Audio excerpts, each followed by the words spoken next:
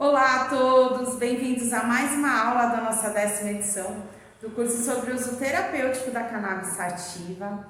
Hoje a gente vai falar um pouquinho sobre a parte da legislação, sobre a parte do acesso, sobre a parte do direito ligado à cannabis. Então a gente vai falar sobre acesso à saúde, sobre política de drogas, sobre racismo estrutural e vários outros pontos que são ligados a essa proibição e a como os pacientes e os profissionais da saúde acessam o tratamento. Então, para essa aula, é tão esperada, né, um assunto que todo mundo quer falar um pouco, a gente vai receber os advogados da Rede Reforma. Eu queria agradecer muito eles por estarem aqui com a gente nessa construção. São vários advogados, cada um vai falar sobre uma perspectiva, sobre um assunto. Espero que vocês gostem da aula. A gente inclusive tem uma crescente sobre esse assunto no canal, então quem tiver curiosidade, a gente tem aulas mais específicas. A gente já fez em outros formatos de discussão, inclusive com todos em uma espécie de live, já fizemos com aulas separadas e eu espero que vocês gostem dessa edição aí, quentinha, acabou de sair. Bom, eu quero aproveitar também para fazer um convite, principalmente para aqueles que estão com a gente desde o começo ou que participaram de outras edições, porque a gente não fez mais nas últimas, por uma questão inclusive de capacidade, mas a gente está participando em conjunto, né, em colaboração, em um projeto que vai acontecer no dia 16 de dezembro, num sábado, em São Paulo, na sede do Mídia Ninja. É um projeto em parceria com outros coletivos, né? Um projeto que chama Aura. E qual é a ideia? Que a gente mostre alguns dos trabalhos que participaram do curso, que foram trabalhos de finalização do curso, que se transformaram em algum tipo de iniciativa. Pode ser uma coisa mais ligada ao empreendedorismo, pode ser uma ONG, pode ser um livro, pode ser um produto. Vão ser selecionados, a ideia é um projeto piloto, a gente tem essa ideia de fazer um grande encontro mais para frente e de mostrar esses trabalhos, de dar espaço, né, para a gente mostrar essa revolução do pouquinho que está acontecendo, mas a ideia inicial é isso, é esse primeiro encontro que vai ser no dia 16, com alguns trabalhos selecionados e com uma banca que vai falar um pouquinho, essa banca vai ser formada por profissionais de renome aí, de vários tipos, e a ideia é que esses projetos recebam de alguma forma um caminho, um direcionamento, um aconselhamento para que eles possam crescer um pouco mais, né? A ideia da apresentação é no formato TED Talking, os projetos selecionados a gente vai fazer uma formação específica e essa formação vai ser disponibilizada também para todos de forma acessível, que esse é o nosso modo operandi, né? Então é a forma da gente fazer essa educação popular e que seja para todos. Então, convido a todos que tenham esse perfil, que tenham apresentado um trabalho e que ele virou alguma coisa bacana a participarem. Aqueles que conhecem alguém que tiveram nesse comecinho com a gente, que apresentaram esse trabalho, que também indiquem e chamem as pessoas para participar conosco. E aqueles que puderem prestigiar. O evento vai ser em São Paulo. Eu acho que por uma questão regional, nosso país é muito grande, fica muito difícil de algumas pessoas participarem, apesar de trabalhos excelentes, super bacanas. Eu me lembro de vários assim. Eu acho que vai ficar restrito nesse primeiro piloto ao pessoal de São Paulo, mas aí a organização, esses outros grupos que estão com a gente promete pensar num formato que seja um pouco maior e que a gente possa contar com a participação, nem que seja de forma híbrida, de gente de vários lugares do país e até de fora, por que não, né? Queria contar para vocês que, só para ilustrar do que a gente está falando, a gente tem alguns trabalhos, por exemplo, um podcast que foi um trabalho de conclusão de curso, que hoje virou um podcast que é super conhecido aí do pessoal desse movimento. A gente tem pessoas que escreveram um pré-livro ali, um trabalho, e que virou um livro que foi publicado, gente que a partir do trabalho começou... o trabalho de conclusão de curso, começou um trabalho profissional mesmo, por exemplo, que falou sobre a inserção da cannabis na culinária e que hoje é um chefe que usa, por exemplo, as sementes do cânhamo nos pratos. Então a gente tem muito trabalho legal, trabalhos de ilustração, trabalhos, vídeos, documentários, mini documentários, enfim, tem uma infinidade de trabalhos e a gente gostaria de dar esse primeiro espaço para que esses trabalhos sejam mostrados. A revolução, né, é de todos nós fazemos de alguma forma, transformamos o nosso pequeno mundo, todos nós estamos nesse caminho pela democratização do acesso, pela democratização da informação. Então acho que a ideia do curso, desde o comecinho lá com o Padre Ticão, foi essa. A ideia é que todos nós estamos nesse movimento, então convido a todos, desculpa ter me estendido, convido a todos para estar com a gente no próximo 16 e para se inscrever. O link vai estar aqui na descrição do vídeo, como sempre. Vai ter postagem lá no Instagram da Moverrecan nos próximos dias, a gente vai postar nos stories também, mas o link vai ficar fixado aqui e vai ficar fixado lá na bio do Instagram. Então, se você tem interesse ou quer compartilhar com alguém, corre lá que vão ser poucos dias aí de inscrição por uma questão de tempo, tá? A gente se vê na próxima. Obrigada e desculpa aos 6 minutos de abertura. Olá, pessoal. Meu nome é Alana, eu sou integrante da Rede Reforma, sou advogada e professora de Direito Penal, Processo Penal e Prática Jurídica. O tópico que a gente vai trabalhar no nosso curso é uma questão relativa aos argumentos materiais de direito penal material que podem ser evocados para trabalhar com a questão do habeas corpus. Quando a gente fala de habeas corpus, uma outra professora vai falar com a gente sobre quais são as questões processuais que envolvem uma propositura, uma impetração de um habeas corpus, bem como questões mais práticas, como é o caso de questões documentais, né?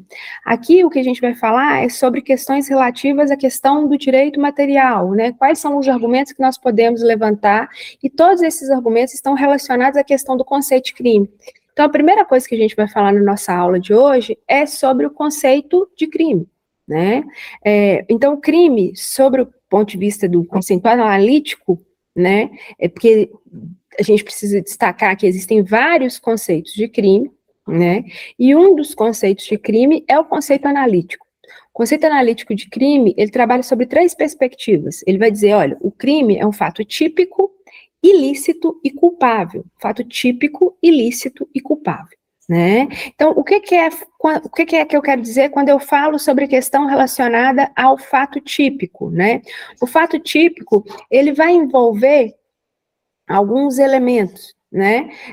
Um dos elementos é a questão da conduta, da ação ou omissão, né? Que precisa de um nexo causal, que é outro elemento, né? Ou seja, um liame que vai unir a conduta ao resultado, que é o terceiro elemento, e a tipicidade.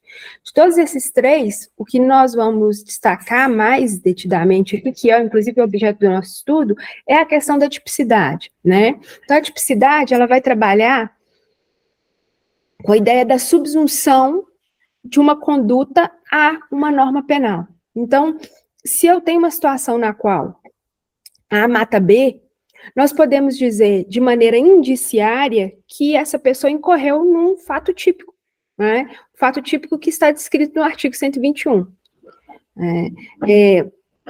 No entanto, eu falei antes, eu disse, se A mata B, nós temos um indício de que há um crime de homicídio. Por que é indício? Porque o segundo elemento do conceito analítico de crime traduz a ideia da antijuridicidade, né? Então, eu digo, se A mata B, eu tenho um indício de que pode ser um crime de homicídio.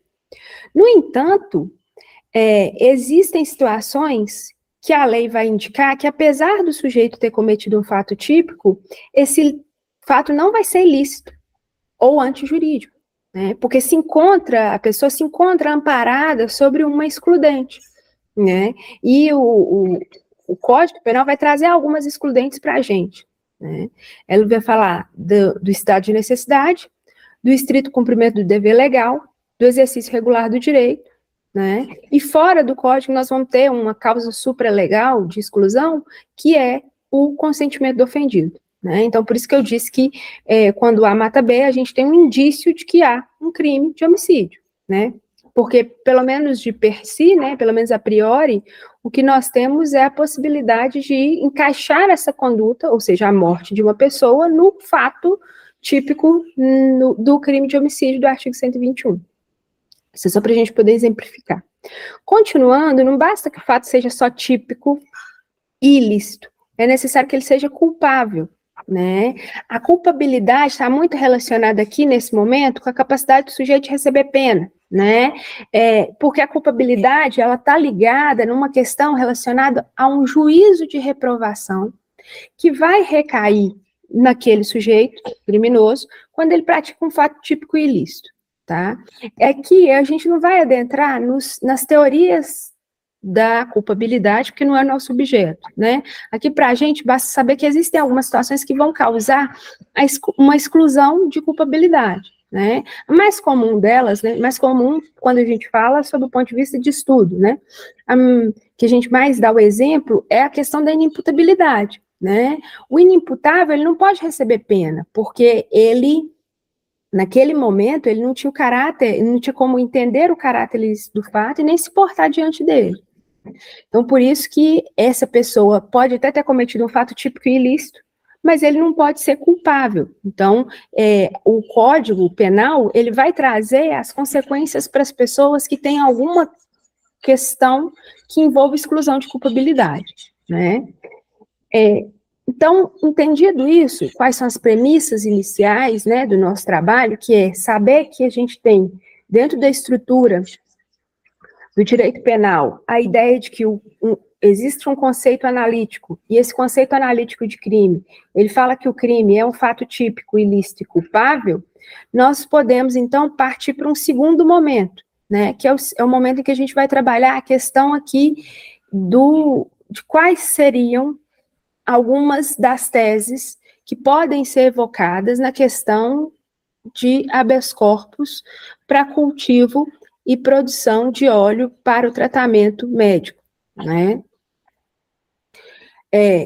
Isso tem uma relação direta com o Código Penal, porque atualmente, com as legislações que trabalham isso, que atualmente não existe uma autorização legislativa para cultivo e produção de produtos à base de cannabis, independentemente de eu estar tratando de pessoa física ou jurídica, né? Então, não é só a pessoa física, associação, sociedade empresária. Apesar da indicação que nós temos no artigo 2º da Lei de Drogas, que fala que está proibido o comércio, né, a distribuição de produtos que se consideram como droga, com exceção daquilo que se relaciona a questões ritualísticas e medicinais. Apesar disso, apesar desse artigo 2º que nós temos no Código, na Lei de Drogas, né, na Lei 11.343, apesar disso, não existe um outro normativo que regulamente de maneira acertada essa questão. E aí isso vai impactar diretamente essas pessoas, justamente pelo fato de que o que elas estão fazendo, né, ou seja, plantar para extrair o óleo, vai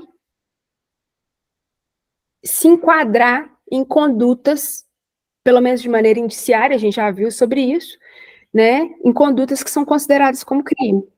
Então, essa conduta pode ser ou o artigo 28, mas normalmente vai se enquadrar ou no artigo 28, ou então no artigo 33, sendo que o artigo 33, inclusive, ele tem uma reprimenda penal mais grave, que é o crime de tráfico de drogas, né.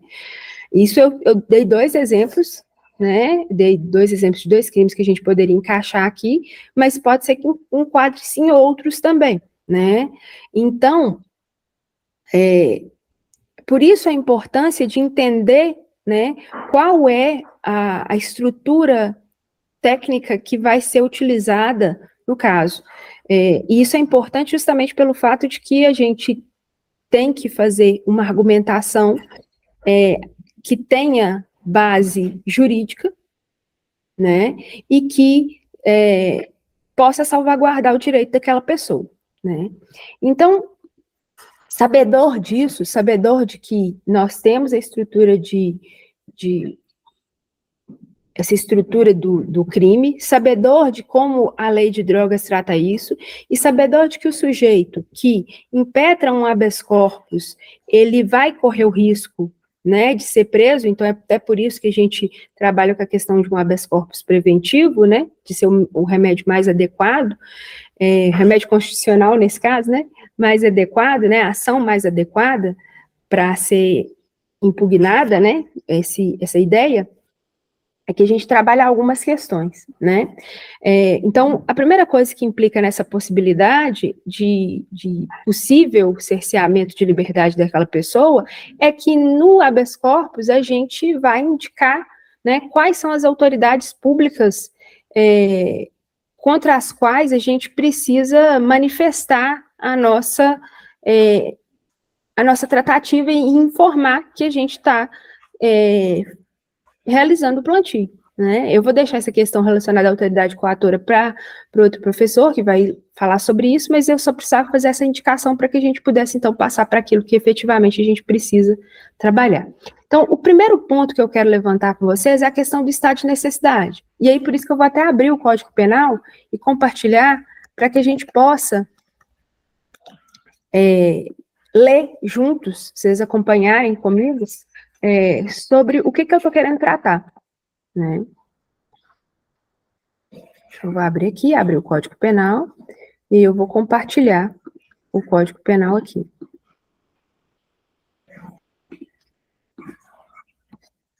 Inclusive, aqui no Código Penal, a gente tem, no artigo 23, dizendo quais são as causas de excludente de ilicitude, né? Então, aí, não há crime quando o agente pratica o fato em estado de necessidade, né, em legítima defesa, em estrito cumprimento do dever legal ou no exercício regular do direito. E eu ainda citei uma quinta possibilidade, né, que é o consentimento do ofendido que não está dentro do código, né? Mas então vamos para o estado de necessidade.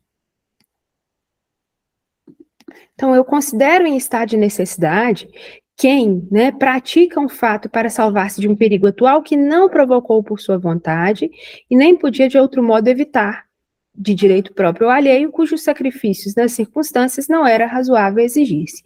Essa seria a primeira forma de defesa, né, justamente pelo fato de que a pessoa que está diante dessa questão, ela primeiro, não foi ela que causou aquele perigo, né? Essa é uma das questões interessantes. E a outra questão é que o estado de necessidade vale tanto para si quanto para terceiro, né? Então, tem 2 autores que eu acho que são muito viáveis aqui da gente citar, que é o professor João Paulo Martinelli e o professor Leonardo Schmidt de Bem, que eles vão explicar o estado de necessidade como um conflito de interesses legítimos, né? No qual um destes é salvo à custa do outro. Né? Então, ele vai dizer que naquela situação fática não seria possível que as duas situações, né, que os 2 interesses que são legítimos, eles subsistissem, né? Então, trazendo para o nosso estudo aqui, o que a gente vai verificar é que quando alguém, né, quando um sujeito, né, ele cultiva e faz para salvaguardar, seja um próprio direito, ou então seja um direito de terceiro, como é o caso de um filho, né, e isso é bastante comum, né, o que a gente tem é ele entendendo que existem 2 interesses que são legítimos, mas que ele vai colocar acima o seu interesse, que é o interesse de salvaguardar a saúde, né, então aí, se você afasta a possível conduta criminosa. Esse seria o primeiro. O segundo elemento do crime, o segundo elemento aqui que a gente vai trabalhar é a questão relativa a uma causa de exclusão de culpabilidade. Mas é uma causa de exclusão de culpabilidade que é uma causa supralegal, que também está fora do código, né? Então, eu disse a vocês que existem algumas excludentes que estão dentro do código, como é o caso da imputabilidade, que foi o que eu dei exemplo, mas tem outros, tem o erro de proibição, tem a coação, tem a obediência à ordem hierárquica não manifestamente legal, e temos uma causa que está fora do código e que ela tem muita relação não só com a questão do habeas corpus individual, mas também de algumas outras atividades que são praticadas atualmente, né, pela questão de associações, que é a questão da desobediência civil. Né? A desobediência civil, ela é considerada, dentro da estrutura do direito penal, uma forma, uma causa de exclusão de culpabilidade, que ela é supralegal, né? Então, essa é, inclusive, uma causa que não nasce com o direito penal, ela vai nascer em estruturas das mais diversas. Historicamente falando, inclusive, a desobediência civil, ela gerou algumas mudanças históricas extremamente significativas. Quando a gente faz um estudo um pouco mais aprofundado sobre a questão da desobediência civil, tem um autor que chama Henri David Thoreau. O Thoreau, ele vai falar sobre, ele tem um texto que fala sobre isso, sobre desobediência civil, e ele vai dizer, olha, a desobediência civil, ela é um dever do governado de se opor à injustiça do governo.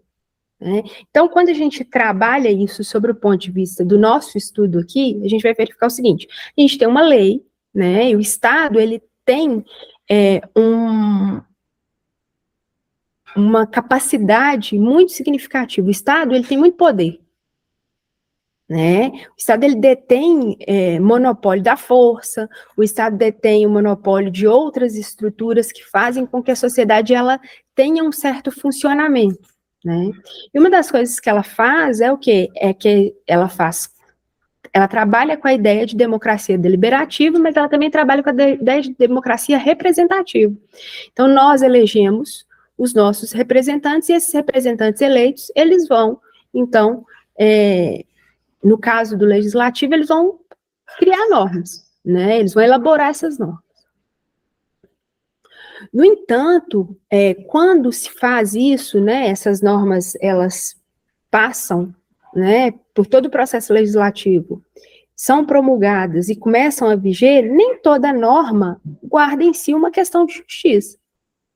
Ou então, essa norma, conforme o tempo vai passando, ela vai se tornando uma norma injusta, né? Porque as mudanças que a sociedade vai operando vão fazendo com que aquela norma se torne deficitária, né? Então, deixando de lado qualquer crítica que a gente poderia fazer acerca da lei de drogas, é certo que a norma hoje, ela é insuficiente para poder regular determinados tipos de situação. Então, por essa razão, é que se opor à norma é um dever significativo daquele que é governado, né? Porque a norma agora, ela não regula a realidade de maneira tão eficiente como já regulou, se é que já regulou, né? Então, razão pela qual, tendo em vista, né, aquilo que eu já levantei com vocês, que a nossa norma, nossa lei de drogas, né, o nosso objeto de estudo aqui, ele vai ter uma menção à possibilidade de tratamento de médico, mas não faz, né, mas não consegue regular isso de maneira tão efetiva, é que a gente pode falar que outro argumento que a gente pode utilizar é a questão da desobediência civil. A desobediência civil, como eu já falei, ela vai gerar o quê? Ela vai gerar uma excludente de culpabilidade. E tem uma questão muito interessante que é o seguinte, a partir desse estudo da desobediência civil, a gente tem que também fazer um recorte de classe. Por quê? Porque essa luta para que as pessoas pudessem cultivar o seu próprio medicamento, ela também é uma luta de classe, justamente pelo fato de que, com as desigualdades sociais que se operam no nosso país, e que elas podem ser percebidas sob vários pontos de vista, as pessoas que têm uma condição econômica privilegiada, elas vão ter mais facilidade de acesso a medicamento do que quem não tem. E aqui, aqueles que estão me assistindo, ou já estão fazendo o uso do óleo, ou então ainda pretendem fazê-lo, né? Sabem o quanto, para chegar até onde chegaram, o quanto foi difícil, né?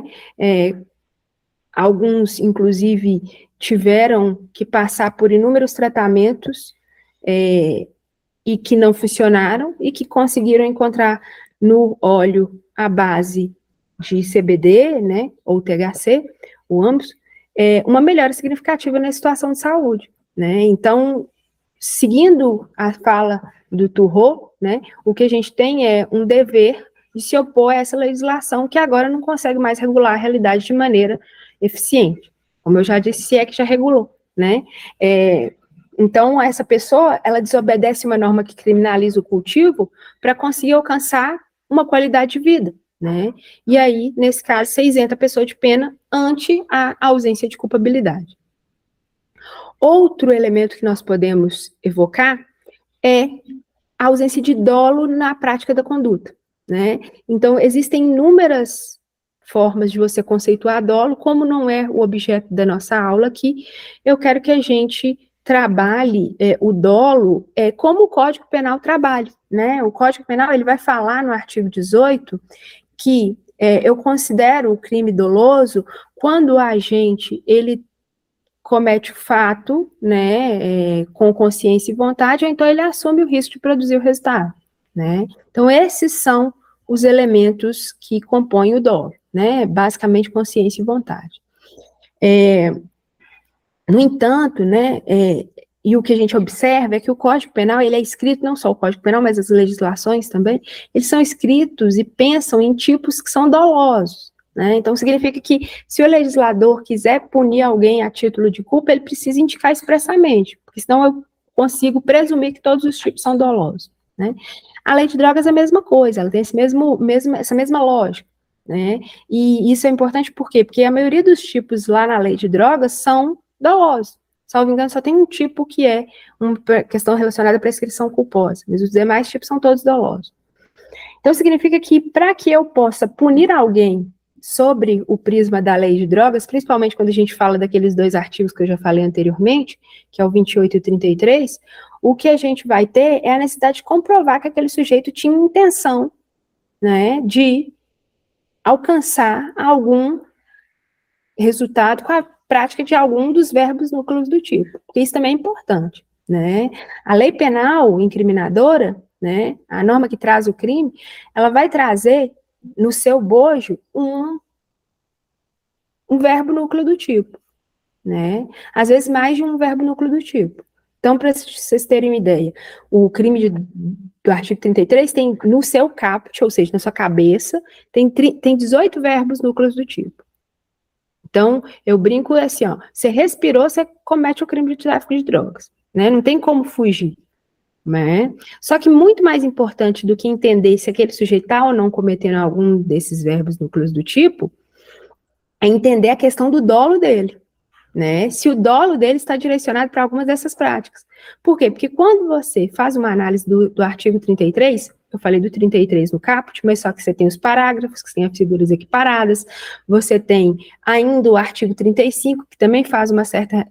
ele tem uma certa lógica com a questão do 33, mas o legislador entendeu por separar as condutas, né?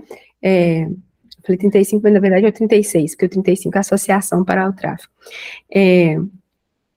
Então, quando você verifica isso, você vai ver que a pessoa que cultiva, tá, e produz o óleo com o objetivo de tratar a saúde, né, sua, ou alguém que dependa dessa pessoa, você não tem o elemento subjetivo dessa conduta. Você não tem o dolo da prática do crime do 33, ou do 36, né, ou então do 28, né, nem mesmo do 35, que é a associação, né? Se você tem 2 ou mais pessoas ali dentro daquele contexto, não tem. Né? Essa ausência de dolo faz com que o fato seja atípico. E se o fato é atípico, você, inclusive, mina qualquer possibilidade já no primeiro elemento do crime, que é o fato típico. Né? E, por fim, a gente precisa falar de tipicidade. Né? A tipicidade, como eu disse, ela está no primeiro elemento do crime quando a gente fala sobre fato típico, aí a gente falou sobre conduta, né, causar o resultado, e a tipicidade. Eu falei que tipicidade é a subsunção do fato a nó, né? Até dei o exemplo do se A mata B, né? Então a gente tem um indício de que talvez seja um crime de homicídio. Mas a tipicidade, ela não é só a tipicidade da subsunção do fato à norma. Aí isso eu chamo de tipicidade formal. Eu tenho também aquilo que eu chamo de tipicidade material. A tipicidade material é quando você faz uma análise de se aquela conduta ela tem ou não condão de atingir o bem jurídico tutelado. Quando eu verifico o bem jurídico do crime, dos crimes que eu estou fazendo a análise, o bem jurídico é a saúde pública, né? Então, quando eu tenho alguém, né, que está plantando para extrair um óleo, né, plantando para poder obter um medicamento, para poder cuidar da sua saúde, você não consegue atingir esse bem jurídico. Esse bem jurídico não vai ser afetado. Muito pelo contrário, né? A pessoa que o faz justamente para tratar a sua saúde, né? Então, inclusive, eu até falo que não existe, quando a gente está trabalhando esse tema, ou seja, habeas corpus para o cultivo, eu não consigo vislumbrar, inclusive, um conflito entre a saúde pública e o direito constitucional à saúde, porque o direito constitucional à saúde daquele paciente é muito mais significativo, né, muito mais importante, né, porque para mim não existe qualquer afetação do bem jurídico, né. Então, essas seriam os quatro teses que a gente pode levantar, teses de direito material, de direito penal material, para trabalhar na questão do habeas corpus, né? Então, só repetindo, o estado de necessidade, né? Que é uma exclusão de antijuridicidade, licitude, uma causa supralegal de exclusão de culpabilidade, que é a desobediência civil, a ausência de dolo, que gera tipicidade, e a ausência de tipicidade material, que também atinge o primeiro elemento do crime. Gostaria muito de agradecer a todos, agradecer a oportunidade. Meus canais de comunicação estão abertos para que a gente possa discutir, e eu espero que vocês tenham gostado. Um abraço. Fiquem bem e até mais. Olá a todas e a todos, eu me chamo Mariana Germán, sou advogada criminalista, também sou integrante da Rede Jurídica pela Reforma da Política de Drogas, a Rede Reforma. Em nome da rede, eu quero aproveitar para agradecer a Movericam e também a Unifesp pelo convite.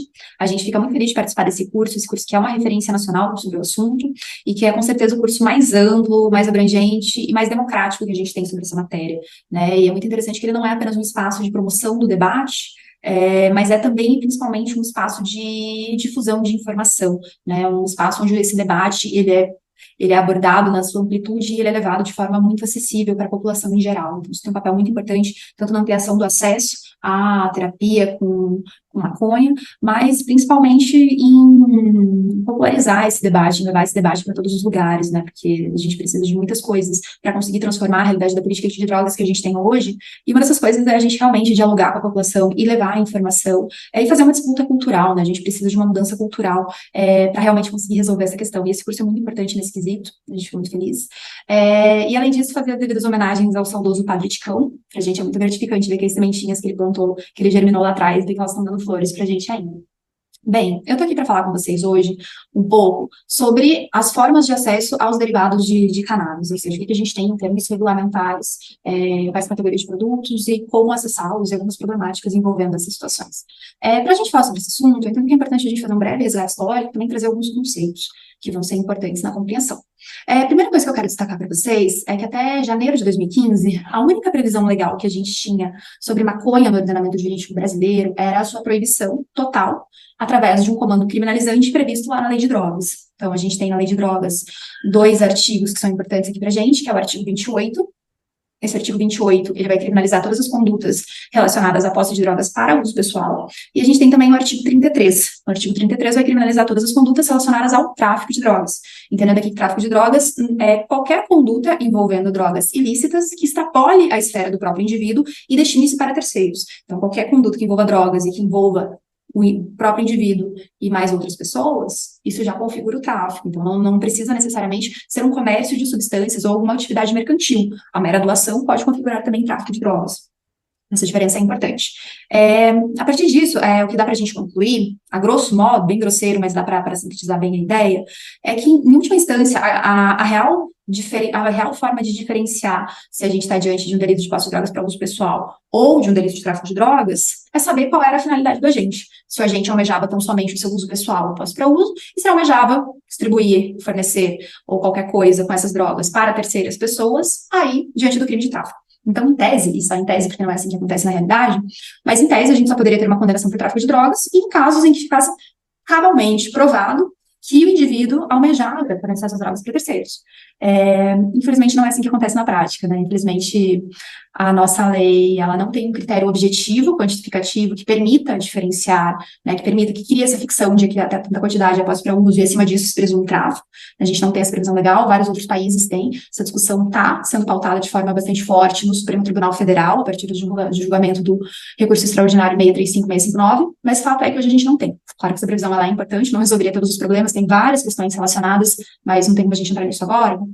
Mas eu estou falando isso para explicar que, em vez da gente ter essa definição objetiva na nossa lei de drogas, que seria, né, de grande valia, a gente não tem. O que a gente tem é justamente o contrário. A gente tem uma previsão que diz que o juiz, para determinar se a droga é destinada ao seu consumo pessoal ou ao tráfico, ele vai avaliar circunstâncias como quantidade e variedade de drogas, local em que o agente estava, circunstâncias do local e circunstâncias pessoais do agente, como conduta social, antecedentes e outras coisas. Então, esse critério subjetivo, né, ele abre uma grande margem para a discricionariedade. E se a gente está num país que é estruturalmente classista e racista, né, entendendo que o sistema de justiça criminal é um sistema de manutenção e reprodução de desigualdades sociais, então, num sistema desse, um critério meramente subjetivo, ele vai ser instrumentalizado para quê? Justamente para fazer a reprodução dessa realidade social que a gente já tem hoje. Né? Vocês devem ter visto em outras partes desse curso, porque essa temática é abordada, né, que são da guerra às drogas, mas a gente sabe que não se trata de uma guerra contra drogas, né, contra substâncias, mas se trata de uma guerra contra determinadas pessoas, determinadas populações. Então, é um instrumento de controle populacional, notadamente no Brasil, de populações pretas, pobres e periféricas. A gente tem que ter bastante clareza esse recorte. E essa questão vai, né, refletir nos números que a gente tem. Então, se a gente for pegar os números do encarceramento, e a gente vive um estado de encarceramento em massa no Brasil, a gente vai ver que a população preta está sobre-representada. Se a gente for pegar os números das mortes violentas envolvendo essa guerra, mesma coisa, né? Então, a gente consegue ver isso de forma bastante clara. E, para além disso, tem todo um controle social violento que se exerce cotidianamente nas periferias Brasil afora, que também se legitima a partir dessa guerra, né? Então, é realmente um instrumento de controle social e com essa falha, não é uma falha, né? Porque quando a gente pensa em falha, a gente pensa em algo que era para ter sido feito para funcionar, mas não funciona. Agora, quando a coisa é feita para não funcionar e ela não funciona, como é o caso, é porque ela está funcionando, né? Então, se a gente tem um discurso de pretensa proteção à saúde e à segurança pública, através do proibicionismo, que a gente tem, na verdade, o efeito ainda não é esse, né, mas é o controle social violento dessas populações. Então, nesse quesito, a guerra às drogas é extremamente bem sucedida. Bem, mas eu disse tudo isso para dizer que a única previsão legal que a gente tinha até janeiro de 2015 da maconha era a sua proibição. E aqui também explico que não é a própria lei de drogas que fala que a maconha é proibida. A lei de drogas, ela é o que a gente chama de norma penal em branco. Norma penal em branco é uma lei penal qualquer que, para a gente saber exatamente o que ela está proibindo, a gente precisa de um outro comando normativo. Ou seja, a lei de drogas, ela não diz quais são as drogas proibidas, ela fala que o Poder Executivo fará isso. E o Poder Executivo faz isso através da Portaria 344 de 1998, da Anvisa. E lá nessa portaria, é uma portaria que vai tratar de várias substâncias, não só as proibidas, mas várias substâncias que demandam alguma forma de controle estatal, lista de substâncias controladas, substâncias proibidas, enfim, uma infinidade de coisas. E até aquele momento histórico, a única menção à maconha nessa portaria era a sua inserção na lista E, que é a lista de plantas proibidas, ou seja, a maconha enquanto um ser vivo é proibida no Brasil, naquele período integralmente. E a lista F, que é a lista de substâncias proibidas. Nessa lista estava lá inserido o THC. É importante, né, é engraçado a gente reparar que de todos os canabinoides existentes, e que são centenas, não sei quantos mais centenas, e terpenos, e flavonoides, e várias substâncias, né, a maconha é uma planta muito impressionante nesse aspecto, né, de todas essas substâncias, a única que estava prevista lá era justamente o THC. Para além do THC, até janeiro de 2015, não existia nada no nosso ordenamento jurídico, né, o que é bastante, no mínimo, curioso, né, se a gente vai pensar que a gente tem um passado ancestral milenar de uso terapêutico dessa planta. Mas bem, né, vamos seguir aqui. Então, até aquele momento só tinha isso. O que acontece? Acontece que o debate mesmo, assim, sobre a utilização medicinal da maconha, ele começa a ganhar de verdade o espaço público de debate e avançar no Brasil ali no começo da década passada, ali nos idos de 2012, 2013. E, claro, que não foi nesse momento que se descobriu a utilização da maconha medicinal no Brasil, né? A gente tem usos tradicionais através de populações quilombolas, populações indígenas, de maconha, né? Uso cultural, social, religioso, adulto, também terapêutico. Mas esse debate, esse elemento, ele é suplantado, né? Essa história toda, ela é varrida para baixo da história com o proibicionismo, com a tentativa de realmente matar culturas, né? De extinguir determinadas populações. E ele volta ali em 2013. Então, lá 2012, 2013, ele volta. E volta como? Né, ele ganha esse espaço público como? Através de pacientes, principalmente de mães de crianças com epilepsias refratárias, que começam a pesquisar por conta e começam a descobrir que em outros lugares do mundo se utiliza a cannabis para contenção de epilepsias refratárias e que tem uma efetividade muito boa, e elas começam a importar esses produtos ilegalmente, mesmo correndo o risco de serem processadas por tráfico internacional de drogas ou por falsificação de medicamentos, mas as pessoas começam a trazer esses produtos para o Brasil, começam a usar e começam a ver que funciona, e a partir disso começam a se organizar, primeiro, para conseguir o direito de poder importar esses produtos, porque naquele momento nem isso se poderia fazer, não se podia nem importar. Então, eu estou falando de menos de 10 anos atrás, né, no começo de 2015, que a gente tem a primeira regulamentação. Então, em menos de 10 anos, não era possível sequer importar esses produtos. Enfim, as pessoas começam a se organizar e as primeiras importações legais que acontecem no Brasil acontecem através de decisão judicial. Então, as pessoas começam a ingressar no judiciário para pedir que o judiciário as autorize, já que a Anvisa não autoriza.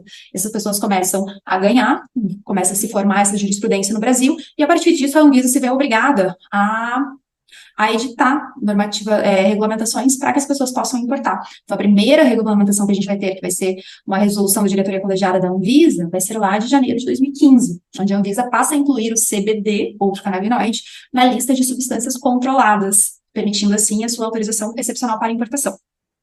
A partir disso, né, a partir desse movimento, as pessoas começam, né, a acessar conteúdos sobre a utilização medicinal da cannabis, e isso começa a se difundir, várias pessoas começam a ter acesso das mais diversas formas, começam a se organizar as primeiras associações de pacientes, né, associações que não necessariamente cultivam e produzem o óleo medicinal, mas muitas delas fazem isso cada vez mais, né, algumas a gente tem ali, em 2016, a Abrace, que acaba, né, levando sua situação para o judiciário, e a primeira associação que consegue uma autorização judicial para funcionar. Lá em 2016, a gente também tem as primeiras ações de habeas corpus, né, o habeas corpus, que é um instrumento que já existia no direito, mas que nunca tinha sido utilizado numa situação como essa, que lá em 2016 os advogados Emily Figueiredo e Ricardo Neymer tiveram a ideia de usar esse instrumento, de adaptar ele para conseguir, de alguma forma, resguardar a situação do paciente que cultiva em casa, uma estratégia que foi aplicada com grande sucesso, né, ambos advogados da Rede Reforma, e que depois foi se multiplicando, e hoje a gente, né, estima que tem mais de 4 mil pessoas com um salvo-conduto, que cultivam em casa e que estão resguardadas por decisão judicial, reconhecendo que elas não podem ser criminalizadas. E, para além disso, nesse período todo, a gente também vai tendo a evolução normativa ali, em termos de Anvisa mesmo, né, porque se antes a gente não podia nem importar, a partir de 2015 a gente começa a poder importar, começa podendo importar poucas coisas, depois o leque vai aumentando, também em decorrência de demanda e da luta dos pacientes, dos ativistas, dos advogados, de todo mundo que se envolveu nessa causa. A partir de 2019, a Anvisa vai editar uma resolução também que permite a nacionalização dos produtos derivados de cannabis. Então, hoje a gente tem alguns produtos disponíveis na farmácia. E agora a gente também tem vários, né, projetos e coisas circulando no sentido de realmente fazer uma regulamentação através de lei que seja mais ampla e atenda vários setores, né? Mas que é um debate bastante complicado. Depois a gente vai falar um pouquinho sobre isso. Pois bem, né? Então, primeira categoria de produtos que eu vou destacar aqui para vocês é a categoria dos produtos importados. Os produtos importados, eles vão ser disciplinados hoje pela RDC 660 de 2022 da Anvisa. Essa RDC, ela foi sendo substituída ao longo do tempo, né? De 2015 para cá, ela sofreu algumas alterações, né? Cada alteração tem um número diferente, mas atualmente a RDC que regulamenta a importação é a 660. E o que essa RDC faz? Ela prevê que os médicos podem prescrever produtos importados, derivados de cannabis, desde que esses produtos estejam regulares nos seus países de origem, ou seja, devidamente registrados nos seus países de origem. E a partir dessa prescrição médica desse produto registrado no país de origem, a pessoa, o paciente, pode solicitar uma autorização excepcional de importação para a Anvisa. O que é importante destacar? Né, a primeira coisa é que quando a Anvisa autoriza excepcionalmente a importação nessa RDC, o que ela faz? Primeiro, ela reconhece como legítimo o tratamento medicinal com cannabis daquele paciente, não reconhece que o paciente tem essa demanda, tanto reconhece a ponto de deixar o paciente importar um produto que é proibido no Brasil, para fazer o seu tratamento médico, e para além disso, a Anvisa se desresponsabiliza. Responsabiliza por quê? Porque ela reconhece que os produtos que podem ser importados, eles não passam por nenhuma espécie de avaliação da Anvisa, então a Anvisa não garante segurança e eficácia desses produtos. Grande parte desses produtos, eles não são medicamentos, estrito sensu, nos seus países de origem, mas grande parte deles é registrada tão somente como suplemento alimentar. Nesse quesito, né, eles têm o mesmo grau de segurança, por exemplo, que um azeite de oliva, ou seja, um azeite de oliva para ser registrado no país qualquer, ele precisa, né, seguir alguns padrões básicos de higiene, de não ser contaminado por metais pesados, enfim, várias outras coisas. Então, é isso, né, os produtos importados, muita gente pensa que porque é importado é um medicamento, foi feito pela indústria farmacêutica, passou por uma série de padronizações e testes, sei lá o quê, e não necessariamente é isso. Grande parte dos produtos que os médicos prescrevem hoje, que são de origem estrangeira, eles são suplementos alimentares nos seus países de origem, ou seja, estão regulares, mas não tem um grau farmacêutico. Isso é bastante importante, principalmente quando a gente vai falar de cultivo doméstico e de habeas corpus, e, né, para quem acompanha isso, vocês vão ter uma aula sobre habeas corpus e a gente fala sobre essa questão da documentação necessária, mas quando a gente fala de habeas corpus, é interessante a gente notar que um dos documentos exigidos, inclusive, né, que está consolidado ali no jurisprudência do STJ sobre essa matéria, mas um dos documentos exigidos é justamente a autorização de importação da Anvisa. Por quê? Justamente para a gente ter essa triangulação, porque antes, no primeiro momento, a gente tem só a relação médico-paciente, onde o médico prescreve e o paciente vai usar esse produto. Quando a gente pega uma autorização da Anvisa, a gente tem uma triangulação dessa relação, ou seja, o Estado brasileiro reconhece esse tratamento dessa pessoa como legítimo e, inclusive, autoriza essa pessoa a importar um produto que o Estado brasileiro não testou, não sabe de segurança e eficácia. Então, isso é bastante importante porque traz esse reconhecimento, né, do Estado brasileiro e também porque demonstra que é isso, a Anvisa autoriza que pessoas usem produtos terapêuticos e medicinais que não necessariamente correspondem ao grau farmacêutico de medicamento, né? Então, isso é bastante importante quando a gente vai defender o direito das pessoas de produzir o seu próprio remédio em casa, né, a partir do cultivo doméstico e da extração artesanal do óleo. Então, o que a gente tem hoje é isso, né? Recentemente, a Anvisa proibiu a importação de flores ou de partes in natura da planta. Isso era uma possibilidade antes, né? A gente até teve uma RDC da Anvisa que já proibiu, mas logo na sequência veio uma decisão judicial que também questionou isso e acabou alterando esse cenário. A Anvisa passou algum tempo autorizando a importação de flores, inclusive é legal destacar que a via vaporizada da maconha é uma via de administração e é a via de administração mais indicada em várias situações. E para além disso, a gente tem no mundo hoje algumas plantas registradas com grau farmacêutico, né? A gente tem o exemplo da Tilray 18 em Portugal, por exemplo, também tem exemplos no Canadá de empresas de indústria farmacêutica que já está produzindo e comercializando esse tipo de produto em grau medicinal, grau farmacêutico. Mas recentemente a Anvisa, a partir de algumas situações e alguns abusos que vinham acontecendo, ela acabou restringindo essa possibilidade e, consequentemente, afetando muitos pacientes, né, porque a via de administração inalada é uma via de administração válida, legítima, possível e necessária para várias pessoas, e não tem nenhuma forma de acesso legal a esse produto hoje. Então, que acaba corroborando aí a necessidade tanto da gente pensar em uma regulamentação em nível nacional, quanto para atender, né, uma via é o cultivo doméstico ou outras formas de cultivo onde a pessoa consiga ter acesso a esse produto, porque legalmente no Brasil hoje, quem precisa disso não tem acesso, isso é bastante problemático. Enfim, quando a pessoa, né, recebe ali a prescrição de um produto importado, o médico vai prescrever o produto. É bastante fácil para a pessoa entrar hoje no site da Anvisa, hoje está bem burocratizado o processo de pedir essa autorização de importação, então é um procedimento rápido, qualquer pessoa consegue fazer tendo um computador ali, basta enviar a receita e preencher alguns dados. As autorizações de produtos que já foram solicitados antes, elas costumam ser bem rápidas, assim, a última vez que eu mexi com isso, acho que em 15 minutos já estava no e-mail, assim, a autorização, então é bastante rápido. Depois disso, a pessoa precisa fazer o processo de importação, depois que ela está autorizada a comprar. Da importação, é isso, né? Existem várias formas, você pode comprar direto dos sites que vendem, ou existem várias empresas que fazem a intermediação da importação, mas um problema da importação, né, além do preço que é elevado, né, você tem que lidar com a questão do preço, com a questão do câmbio, frete, demora para entrega, desembaraço aduaneiro, vira e mexe, tem várias denúncias de que a Anvisa está segurando o produto, está demorando para fazer a liberação desses produtos, apesar das pessoas serem autorizadas a fazer a importação, então acaba gerando bastante situações, assim, que às vezes acabam atrasando o tratamento, às vezes acabam colocando os pacientes numa situação de insegurança que é bastante complicada. Né? Então, tem várias situações relacionadas a isso. Essa categoria dos produtos estrangeiros. Uma outra coisa importante de falar sobre isso é que essa RDC da Anvisa que autoriza a importação, ela autoriza a importação, quando ela autoriza para o paciente individualmente. Então, uma empresa não pode simplesmente comprar esses produtos e manter o estoque no Brasil e distribuir entre os seus clientes. Não. Cada importação tem que ser feita acompanhada da prescrição médica, que vai dizer ali a quantidade exata e tem que ser entregue diretamente para o paciente. Também dificulta muito a situação, né? Porque se o paciente precisa, eventualmente, ali não conseguiu o produto a tempo, ou, quebrei o frasco do meu óleo, como é que eu consigo outro imediatamente? Não dá para simplesmente ir na farmácia e comprar, ou comprar do estoque daquela importadora, não tem essa opção, né? Então, isso acaba colocando os pacientes numa situação de insegurança, que é muito complicado. Mas é isso, então, que é extremamente importante, é uma forma de acesso válida, cresce cada vez mais o número de autorizações de importação que a Anvisa vai dando todos os anos, então é algo que está crescendo bastante.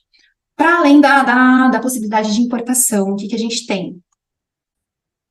Bem, a gente tem também a RDC 327, de dezembro de 2019. Essa RDC ela vai criar uma nova categoria de produtos de cannabis disponível no mercado nacional, que é o que dá para a gente chamar de produtos nacionalizados. Essa RDC, ela não regulamenta o cultivo da planta no Brasil, até porque não compete à vigilância sanitária fazer essa regulamentação, ela não pode simplesmente autorizar o cultivo de uma planta que possa originar de substâncias proscritas, mas essa regulamentação ela recai sobre o Ministério da Saúde. O Ministério da Saúde que já foi consultado algumas vezes, que não tem interesse de regulamentar essa matéria. E claro que a gente tem aí alguns processos legislativos que estão acontecendo, tem, né, algumas movimentações do governo federal, mas por enquanto a gente não tem regulamentação nenhuma sobre esse assunto. Né? A mesma coisa que acontece com o tabaco, por exemplo. Né? A Anvisa não é a Anvisa quem autoriza ou quem regulamenta o cultivo de tabaco, é o Ministério da Saúde. Mas é a Anvisa que vai regulamentar o tabaco em si, né, as outras partes da cadeia de produção e circulação dessas substâncias, que são substâncias também sujeitas a controle. Né? Então, é a mesma situação, não compete à Anvisa, mas ela fez essa RDC que, apesar de não prever o cultivo, ela prevê a possibilidade de importação de matéria-prima para processamento aqui no Brasil. Então, existem ali algumas formas de apresentação que podem ser importadas, e daí pode ser feito tanto o preparo, quanto o envase e a distribuição aqui no Brasil.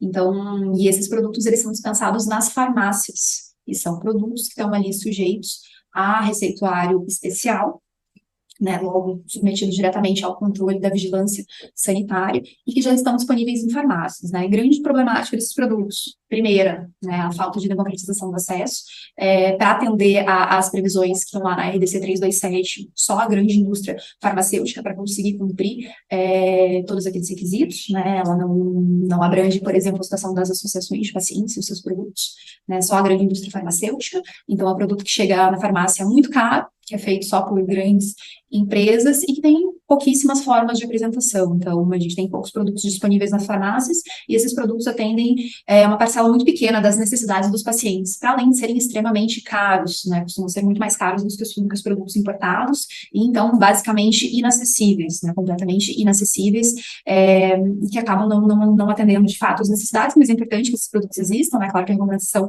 ela precisa avançar, É importante destacar que esses produtos, eles também não são registrados como medicamentos, né? O processo de registro de medicamentos é diferente, a RDC 327 não prevê isso, ela prevê uma categoria excepcional, né, prevista para durar, a princípio, 5 anos, depois a gente faz uma revisão, né, do registro desses produtos, mas que é essa categoria de produtos derivados de cannabis, né, produtos nacionalizados.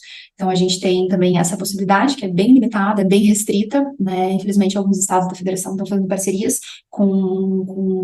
fazendo fornecimento de produtos derivados de cannabis a partir de produtos que estão enquadrados ali na RDC 327, são produtos extremamente caros e são coisas que realmente não fazem sentido, né? O que faria sentido mesmo era a gente estar cultivando isso no Brasil, ampliar todas as possibilidades, inclusive pensar, né, na inclusão desses produtos pelo SUS através de farmácias vivas, né, através de convênio com a agricultura familiar e outras formas realmente de democratização do acesso, né, de baratear o custo e de produzir isso aqui no nosso país, né, gerando emprego, gerando renda, gerando uma série de coisas.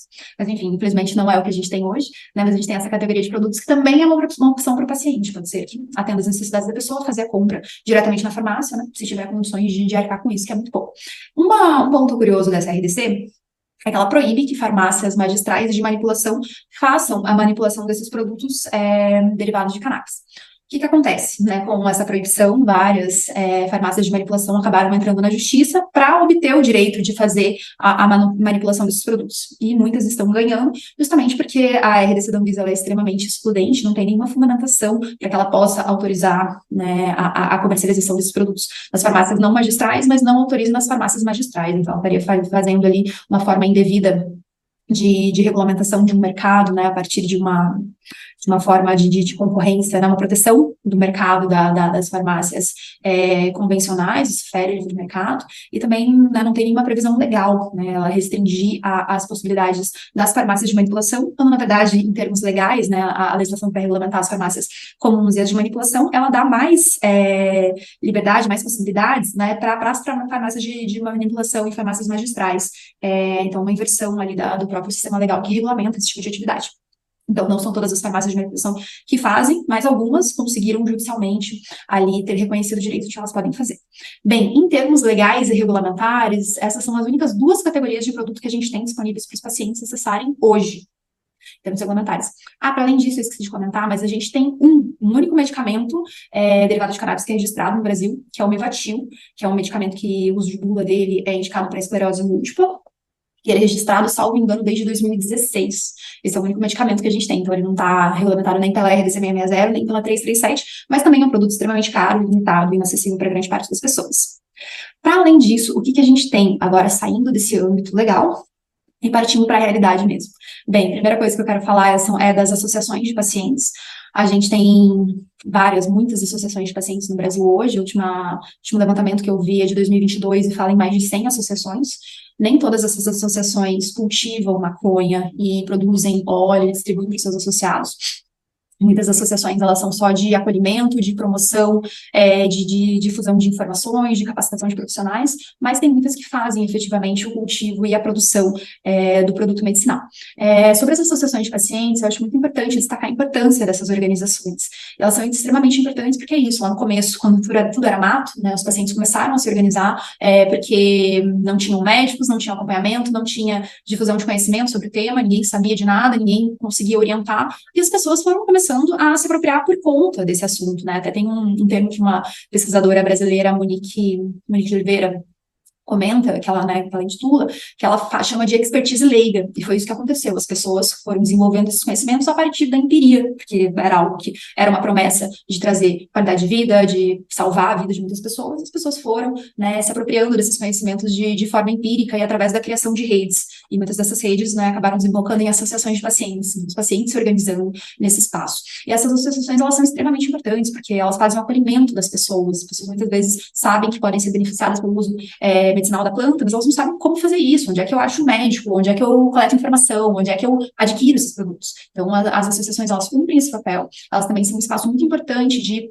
produção científica sobre esse tema, também de experiências, de criação, de desenvolvimento de tudo isso, de capacitação de profissionais.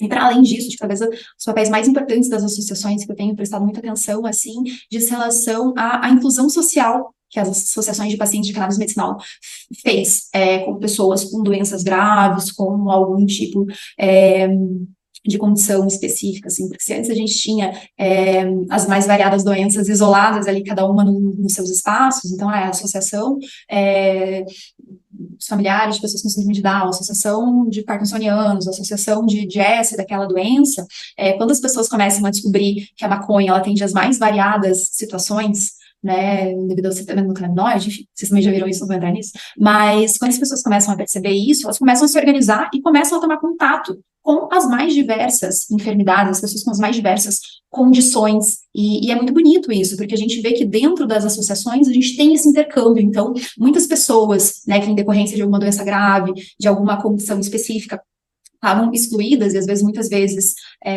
só circulavam dentro da própria família ou dentro desses espaços hospitalares, que tratam dessas mesmas condições, com as associações de pacientes as pessoas começam a integrar outros espaços e também a fazer parte desse processo, a construir junto. Então, a inclusão social promovida pelas associações realmente, talvez seja algo ímpar no nosso país e extremamente importante, uma coisa realmente muito bonita e que precisa ser valorizado. Eu realmente considero as associações de pacientes um patrimônio desse país.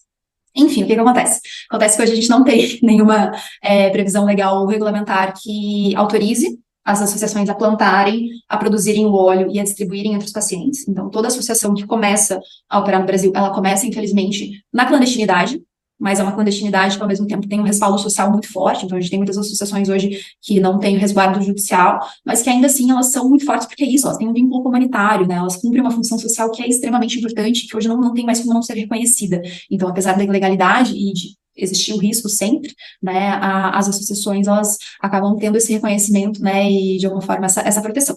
Mas, o que acontece, né, para realmente conseguir uma proteção mais efetiva, muitas associações começaram a recorrer ao Poder Judiciário. O Poder Judiciário, na primeira foi a Abras, que depois de ser uma associação consolidada, preparou um processo, bateu na parte do judiciário e falou, olha, a gente está plantando maconha, a gente está produzindo óleo e está distribuindo para as pessoas, mas a gente faz isso porque a gente precisa fazer isso, as pessoas precisam, isso cumpre um papel social de acesso à saúde, à dignidade, à vida, de garantia de direitos fundamentais. Você não tem como o Estado simplesmente virar as costas para essa associação e falar, não, a lei diz que é proibido, então eu não posso fazer nada. Não dá para fazer, porque realmente, né, é um instrumento de transformação da realidade, a gente precisa segurar o direito das pessoas. Então o judiciário começou a reconhecer essas situações, e hoje a gente pode falar com bastante clareza que o judiciário ele tem um papel de vanguarda nesse sentido, né, na evolução dessa questão. E hoje a gente tem várias associações que trabalham na licitude a partir de decisões judiciais. A gente tem algumas que têm decisões judiciais que autorizam o cultivo, e a gente tem algumas associações que têm um salvo-conduto, que daí entra pela mesma lógica do habeas corpus, onde não se autoriza, onde a justiça não diz pode cultivar, mas ela diz, olha, eu reconheço que essas pessoas nessa situação, elas não estão cometendo um crime, logo elas não podem ser criminalizadas, que é uma outra forma de proteção, que vocês vão ver mais para frente na parte específica sobre habeas corpus. Mas então a gente tem várias associações que operam a partir de decisão judicial e que hoje o produto delas, né, ela pode ser adquirido pelas pessoas, as pessoas podem se associar, né, então são várias possibilidades. E os valores das associações, elas são muito mais acessíveis e também tem uma variedade muito maior de produtos, porque hoje a gente sabe que as formas de apresentação são as mais diversas e não se resumem ao óleo, mas tem possibilidade de pomadas, de supositórios, de comestíveis, de inaláveis, enfim, tem uma gama muito grande de produtos, né, que vão atender às circunstâncias e necessidades de pacientes diferentes, e as associações conseguem fazer isso. E hoje as associações são as grandes responsáveis por sustentar os pacientes de cannabis medicinal no Brasil. Então, é um trabalho muito importante, né? Então, de associações a gente vai ter essas duas categorias aí, as que têm alguma decisão judicial e as que não têm.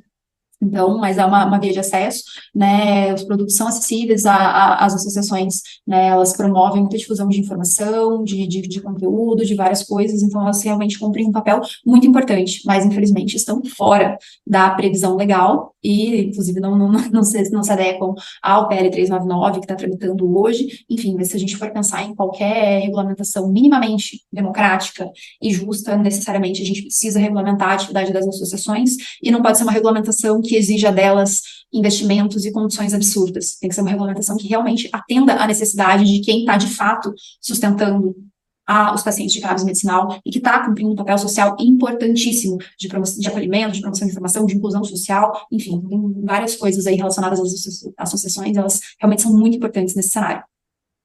Bem, e por último, né, a última forma de acesso, eu vou falar um pouquinho para vocês sobre o cultivo doméstico.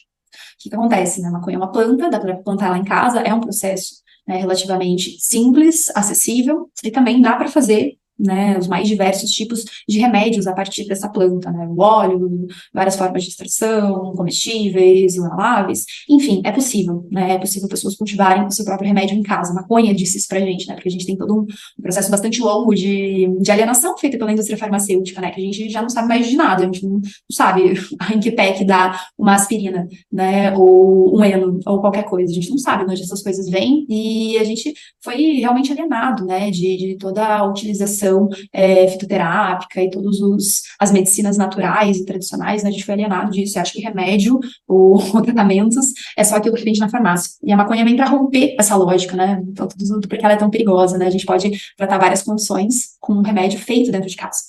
E muitos pacientes acabam encontrando no cultivo doméstico uma opção para viabilizar o seu tratamento de saúde, isso por vários motivos, né, porque geralmente as outras vias de acesso são inacessíveis, são muito caras, são muito burocráticas, o paciente não consegue ter acesso exatamente ao produto que ele precisa, o tratamento com a cannabis ele é muito dinâmico, a questão de dosagem, de formas de apresentação, de genéticas diferentes de plantas, então cultivar em casa é algo que dá mais liberdade para o paciente, para ele poder se apropriar do seu tratamento. Para além disso, eu gosto bastante da colocação do Siddhartha Ribeiro, quando ele fala que o cultivo em si, ele é terapêutico, né, então, para além da pessoa estar ali produzindo o remédio e consumindo o remédio que ela precisa, né, tendo esse acesso, para além disso, o próprio ato de cultivar uma planta e de tomar as rédeas do próprio tratamento, produzir o seu próprio remédio, é extremamente terapêutico. Não à toa, a horticultura é uma das técnicas ou estratégias ali da terapia ocupacional, por exemplo, né, não é nem um segredo que ter uma hortinha e mexer com plantas e cuidar desse tipo de coisa é algo terapêutico. Então, existem vários motivos pelos quais uma pessoa pode decidir cultivar em casa, né, a gente entende e luta pelo direito das pessoas fazerem isso, né, muitas pessoas recorrem a essa via, sim, né, isso é uma realidade no Brasil, e também essas pessoas estão totalmente desassistidas em termos legais. Mas o que acontece, né, já comentei sobre a utilização do habeas corpus nessas situações, né, vocês vão ter uma aula específica de habeas corpus, então só para pontuar algumas questões. Primeira coisa, o habeas corpus, ele é um instrumento jurídico que serve para proteger a liberdade de ir e vir das pessoas, liberdade de locomoção, ou seja, para evitar prisões ilegais. Tem duas modalidades de habeas corpus, um deles é o repressivo, que é quando a pessoa é presa injustamente, e aí a gente usa o habeas corpus para... E aí a gente usa o habeas corpus para fazer cessar essa prisão ilegal, ou ele pode ser preventivo. Preventivo é quando? É quando a pessoa não está presa ainda, mas ela corre risco de ser presa ilegalmente. No caso do paciente que cultiva cannabis em casa para fins medicinais, ele ainda não foi preso, mas, em tese, aos olhos da lei de drogas, ele está cometendo um crime. E se ele está cometendo um crime, ele corre o risco de criminalização. Ou seja, da polícia ir na casa dele, apreender as plantas, levar ele para a delegacia e, eventualmente, enquadrá-lo ou lá pelo tráfico ou lá pela posse, né, pelo cultivo, para uso pessoal. Essas possibilidades existem. Então, diante dessa situação de risco, o que a gente faz no habeas corpus? A gente pega esse adianto, né, a gente vai lá na porta do juiz, através do habeas corpus, através de toda uma documentação já pré-constituída e que é uma preparação documental bastante importante, que tem que ser muito séria, né, essas situações são muito sérias e a gente precisa, né, ter consciência da utilização desse instrumento. Mas a gente chega lá no juiz e fala, olha, juiz, o paciente X aqui, ele está cultivando maconha em casa. A gente sabe que isso, em tese, é crime. Mas eu preciso que você reconheça que nessa situação dele específico, ele não está praticando aquela conduta que a lei de drogas proíbe.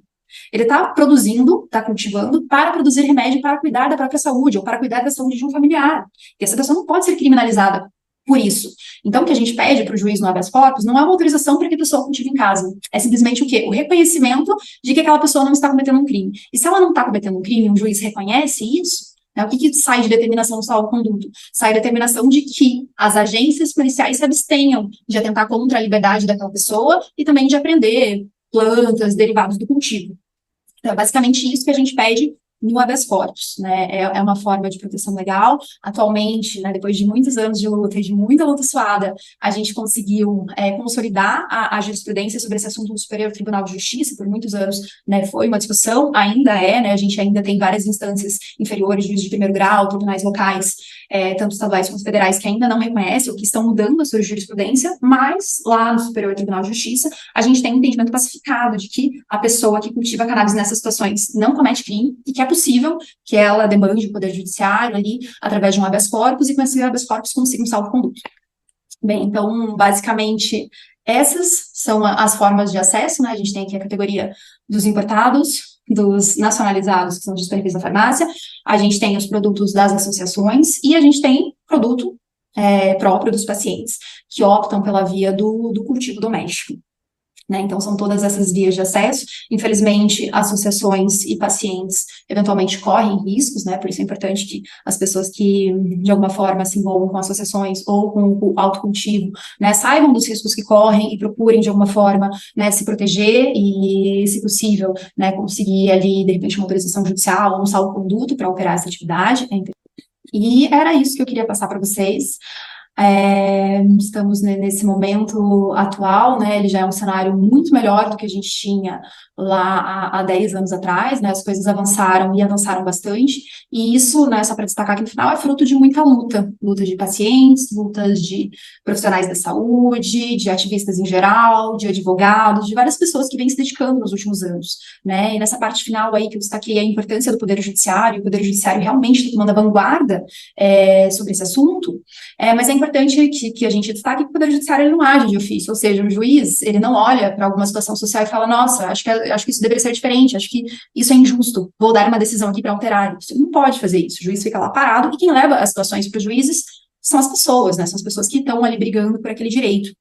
A gente tem primeiro, né, os pacientes e familiares nessa luta, mas depois a gente tem, né, que reconhecer a importância de outros profissionais de direito, que não são os juízes que decidem, mas, né, os juízes não decidem com base no brilhantismo ou no voluntarismo deles, né, eles decidem com base no trabalho de quem está ali no chão mesmo fazendo essa militância, né, majoritariamente a advocacia. Então, se a gente tem, né, esse cenário favorável hoje, ele foi construído com muito suor e com muita luta, e, né, graças ao trabalho, né, ao empenho que muitos ativistas, que muita militância vem desenvolvendo nos últimos anos. Bem, era isso que eu queria falar com vocês hoje. De novo, agradeço o convite e, né, quem tiver alguma dúvida, alguma coisa assim, estou disponível, podemos conversar e é isso. Pessoal, tudo bem com vocês? Eu me chamo Erivelto Melquiades, atualmente integrante da diretoria da Rede Jurídica pela Reforma da Política de Drogas, e eu venho trazer para vocês o tema Guerra às Drogas, mas trarei na dinâmica do morador de favela, né? Trazendo questões históricas da primeira lei de proibição da maconha no Brasil, de onde vem, né? Daqui do Rio de Janeiro, e como é a dinâmica das operações policiais dentro das favelas e as suas consequências para quem reside nesses territórios, né?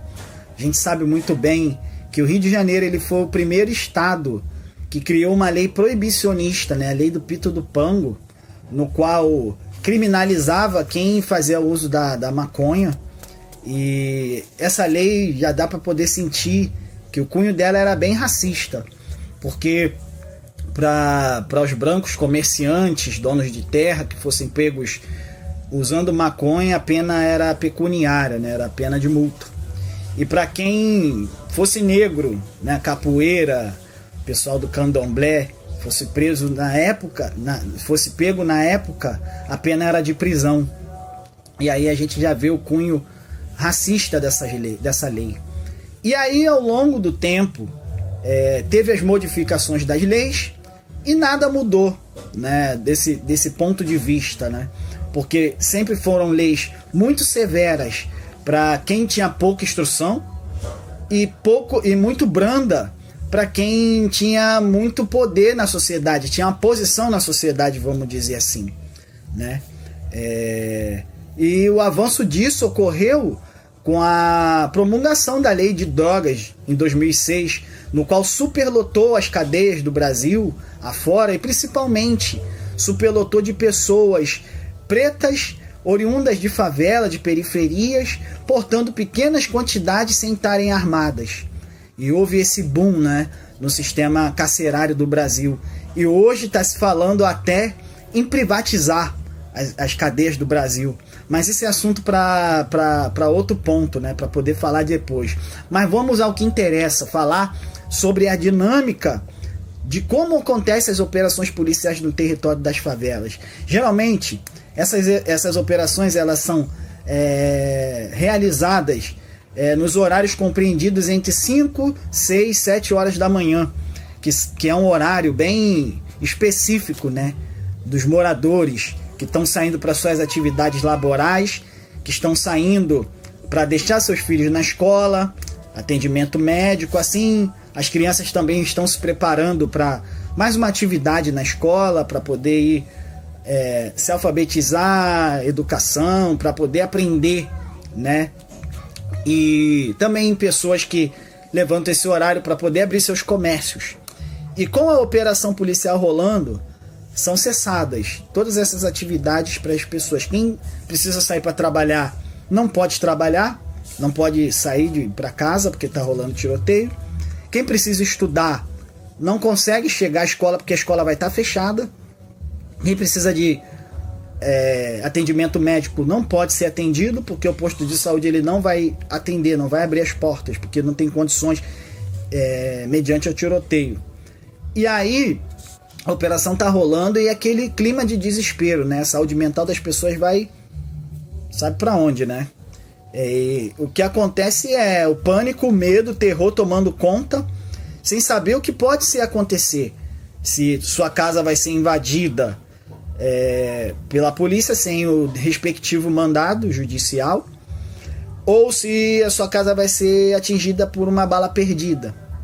E aí fica aquela incógnita, quanto mais seguro eu tiver e qual o local que eu vou me manter seguro, para onde eu vou, né? Porque a geografia da favela ela é muito peculiar, né? É uma casa do lado da outra, com poucas divisões, que você pode estar entrando num quintal achando que está numa casa, mas tem diversas casas ali dentro, becos e vielas, né? E assim, é uma geografia muito peculiar do território. E a justificativa que as forças de segurança elas usam é que eles adentram esse território para poder cessar a violência, para poder cessar a prática da criminalidade, como o efeito da varinha mágica. Vou chegar ali, vou botar a varinha mágica e vai transformar tudo, né? Como na verdade a gente sabe, principalmente quem mora dentro da favela, que isso é mentira.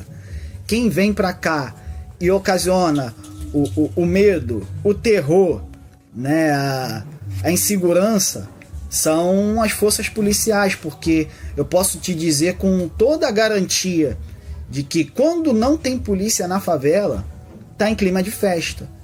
Porque eu não posso mostrar para vocês agora, mas tá rolando uma festa ali agora, na quadra, né? Tá rolando outra festa das crianças, a favela tem festa. Mas agora, se a polícia adentrar, acabou a festa. Que vai mandar parar tudo, vai começar tiroteio, corre, quebra. Aí daí se entende, né? A polícia só vem pra cá pra fazer esse tipo de trabalho, distribuição de bala, mas não é distribuição de bala de doce, é distribuição de bala de revólver, né? Que fere, que mata, que deixa aleijado, né?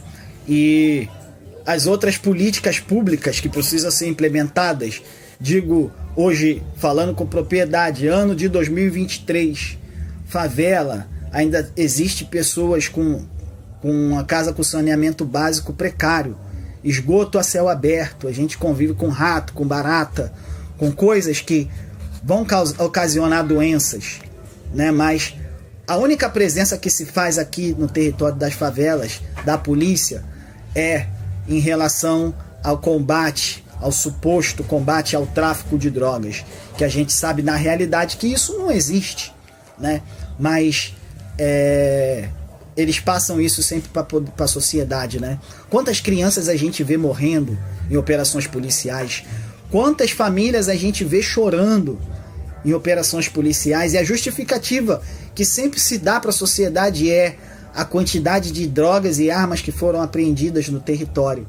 E isso já basta, né, para a sociedade. Eu estou falando, gente, para a sociedade que compactua com esse tipo de prática racista, elitista, que coloca a gente em posições subalternas, coloca a gente em posições que fazem com que a gente se sinta como pertencente mesmo dessa violência no qual eles querem colocar pra gente, ao tal do ciclo da sujeição criminal, que querem colocar a gente sempre como sujeito do crime, quando a gente sabe que na favela existem pessoas muito boas, pessoas que trabalham, pessoas que são dignas, pessoas que vivem de acordo com aquilo que a lei diz, apesar de ser muito difícil, né? porque a gente vive em duas sociedades, uma sociedade que quer dizer a regra do que a gente deve viver e uma outra sociedade que é totalmente excluída, né? Mas voltando à pauta, né, da guerra, né? Tá acontecendo a guerra, né, a operação policial, e com as apreensões que acontecem nessas operações, né, que eu já citei aqui para vocês, que é colocado, né, da quantidade de drogas e armas, também tem uma outra questão das pessoas apreendidas nas operações policiais, que não são separadas, né, das apreensões que são feitas. É tudo colocado no mesmo pacote. Pode me explicar mais ou menos, Erivelto, como isso acontece? Posso, lógico. Por exemplo, está acontecendo a operação e foi apreendido, vamos dizer assim, 2 pistolas, um fuzil e uma certa quantidade de drogas. E também nessa operação foi apreendida uma pessoa que estava portando uma muca de maconha. E essa pessoa, ela é levada à presença da autoridade policial e é colocado tudo em cima dessa pessoa. E essa pessoa que precisa provar que aquilo não pertence a ela. E como que ela faz isso? Como que ela utiliza desses mecanismos para poder fazer isso? Que a única palavra que tem é a palavra dela e a palavra do policial. Por isso que é importante. Aqui no Rio de Janeiro existe uma súmula, a súmula 70 do STJ, que autoriza a polícia, que dá legitimidade à polícia a fazer esse tipo de coisa.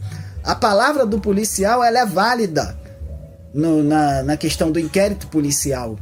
E, cara, é algo surreal que tem servido para poder fazer com que as cadeias elas superlotem, né? Porque fica a palavra da pessoa contra a palavra do policial. E aí não se faz uma divisão, né? A lei de drogas, ela é muito, vamos dizer assim, ela colabora muito para que isso aconteça, né? Porque não se faz a distinção entre quem é usuário e quem é traficante, fica a cargo das autoridades judiciárias de citar isso. E como que essa pessoa que foi presa com uma muca na operação, ela pode ser considerada um usuário? Que vai estar a critério da autoridade policial, e o policial que fez a apreensão disse que aquela droga, aquela arma pertence àquela pessoa, e aquela pessoa que precisa provar. Olha como é que é uma situação bastante delicada que tem servido para que as cadeias das superlotem, né? Eu também tive o desgosto de ser preso, né? A primeira vez eu fui preso por um crime que de fato aconteceu, que foi o porte ilegal de arma. E na segunda vez eu fui preso por um reconhecimento policial, no qual fez com que eu viesse a retornar ao sistema carcerário e ficar preso, né, com principais chefes da principal facção do Rio de Janeiro. E eu vou dizer para vocês que a cadeia ela, real funciona como uma escola do crime. Ela não foi feita para ressocializar ninguém. Não existe ressocialização, gente. Como que você vai ressocializar alguém que nunca foi socializado? É difícil, cara. Não tem como, não tem explicação. E passa-se, né, para as pessoas que o intuito da cadeia é levar essa pessoa ali dentro para tirar ela de fora de convívio com a sociedade, para que ela, quando voltar ao convívio com a sociedade, ela venha estar inserida novamente, ela venha estar ressocializada. Mas pare e pensa comigo, como a gente pode falar de ressocialização só nesse panorama que eu dei para vocês, né? Operações policiais com o intuito de dizer que está rolando, né, que vai combater a criminalidade, como na verdade a gente sabe que essa falsa guerra é implementada contra a população pobre, a população preta, a população periférica, que sempre foi uma ameaça para a sociedade, né? Que se colocar de fato aqui a favela, né, as pessoas verem a potência que a favela é, cara, muita coisa na nossa sociedade brasileira ela mudaria. Daqui que saem os principais jogadores de futebol. Daqui existem mentes brilhantes. Daqui eu posso me sentir com orgulho de dizer que eu passei toda essa peleja, mas hoje eu sou formado em direito.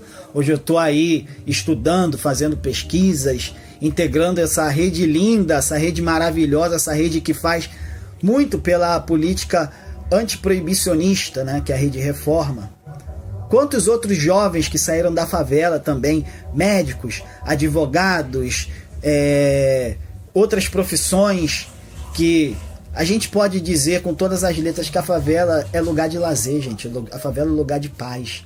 A favela é o lugar que foi abandonado pelo Estado, que criou sua própria sociedade com as suas próprias leis, que essas leis são respeitadas aqui dentro, não é porque é imposta por alguém, não. É porque existe esse respeito mútuo entre os moradores, de saber quais são os seus limites, enquanto a gente vive na outra sociedade que querem, desculpa a expressão da palavra, cagar regras pra gente dizer o que a gente tem que fazer e tem que ficar a mercê, e a gente é excluído da sociedade, né?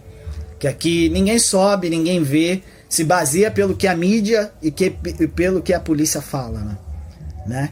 E hoje, com essa falsa guerra, infelizmente existe no Brasil 832.295 pessoas presas, fazendo da gente a terceira maior população carcerária do mundo, ficando atrás apenas de Estados Unidos e China. Isso é vergonhoso, gente. E desse número que eu disse para vocês, dos 832.295, 621.608 pessoas são pessoas condenadas mesmo, que receberam sentenças. E 210.687 são de presos provisórios. Isso corresponde a 171 mil pessoas, 28% da população carcerária masculina, e 70% da população carcerária feminina está presa pela lei de drogas. É algo que a gente precisa de fato pensar, refletir. As novas leis, a lei está sendo discutida aí, né? Esse projeto de lei, o 399, esse recurso especial também que está sendo julgado. Por isso que é importante a gente estar ali fazendo pressão e mostrando, né, o quão é importante isso para a sociedade, para as pessoas, principalmente para os residentes de favela. E também a gente precisa cobrar. Será que com a modulação, né, com os efeitos dessa decisão, as pessoas que estão presas por pequenas quantidades, elas terão seus processos revistos? Elas serão soltas? Como que vai ficar essa questão da legalização da maconha dentro dos territórios da favela? Porque a gente que sofre diariamente na ponta. Quantas pessoas foram mortas? Quantas crianças perderam a sua vida com a justificativa dessa falsa guerra? São pontos que a gente precisa pensar, né? E agora trazendo para vocês um pouco do panorama de como anda o mercado, né? A consultoria da Caiamide disse que medicamentos movimentou em torno de 130 milhões até o ano de 2021, né? Esse levantamento ele projeta a criação de até 328 mil empregos formais e informais num país em 4 anos. Pensa, gente. Será que está valendo a pena a proibição mesmo? Será que essa justificativa ela atende de fato? Não, atende, ela na verdade atende o clamor da sociedade, né? Parte da sociedade racista, né? Mas pare e pensa comigo, se a legalização da maconha ela existisse, o quanto de empregos isso ia gerar, o quanto de pessoas iam estar no mercado, quanto de pessoas deixariam de ser presas, criminalizadas por estar fumando baseado e ser colocado como um traficante. Além de tudo isso, quantas pessoas poderiam estar fazendo tratamento de suas doenças, né, de suas patologias com a maconha, que hoje querem mudar até a nomenclatura, né, dizer cannabis. E cannabis fica pro lance medicinal e a maconha fica pro tráfico de drogas. Poxa, gente, daí também conseguir enxergar como que o racismo ele ocorre. Mas vamos lá, o quanto de empregos que isso poderia estar gerando para as pessoas, principalmente para as pessoas residentes de favela. Imagina se as pessoas se tratando, muita gente aqui não sabe que existe mais de 400 espécies de maconha, cada um voltada para uma finalidade, para poder estar tratando patologias, para poder estar tratando doenças, para poder estar fazendo, né, o uso medicinal. Muita gente aqui da favela nem sabe, muita gente tem noção de que a maconha é aquele prensado que está na mão do comerciante varejista. Quando vai conversar com uma senhorazinha assim, que aqui no morro a gente tem o carinho de chamar de tia, né? Porque viram a gente crescer, é a forma carinhosa que a gente tem de chamar as senhoras mais velhas, é a nossa tia, ou é a relíquia do morro. Vai conversar com essas senhoras, as senhoras não têm nem noção, gente, de que hoje a medicina ela está muito avançada. E a conversa conservadora, né, que é colocada pra gente, muito isso também, muito culpa das igrejas, que a maconha é a porta de entrada para as outras drogas, que a maconha é prejudicial para a saúde, para o cérebro, que começa na maconha, daqui a pouco tá no crack, daqui a pouco tá na cocaína. Gente, precisa se desmistificar esse mito da maconha, porque o povo aqui está sofrendo, perecendo por falta do conhecimento, que não tem conhecimento algum do que a maconha ela pode gerar. É na questão medicinal, é na indústria têxtil, na fabricação de roupas, na fabricação de acessórios, é na construção civil. Quantas casas aqui que são de alvenaria, que ainda são o teto de amianto, que é extremamente cancerígeno, gente, que poderia estar sendo falado para essas pessoas, que a maconha ela pode mudar. E a questão que fala-se muito também hoje de reparação histórica. A reparação histórica ela só vai acontecer quando a guerra acabar. Seria uma utopia a gente está falando de reparação histórica com a guerra rolando, com criança morrendo.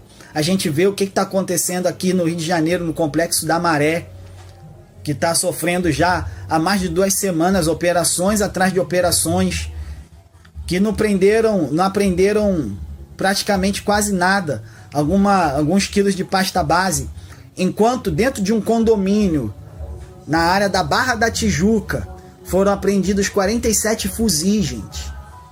Daí você vê a distinção. Enquanto no morro, para poder fazer uma operação sem inteligência, dizendo que está cumprindo a arguição de descumprimento de preceito fundamental, a DPF 685 do Supremo, 635 do Supremo, né? Até me confundi aqui de qual a DPF, enfim.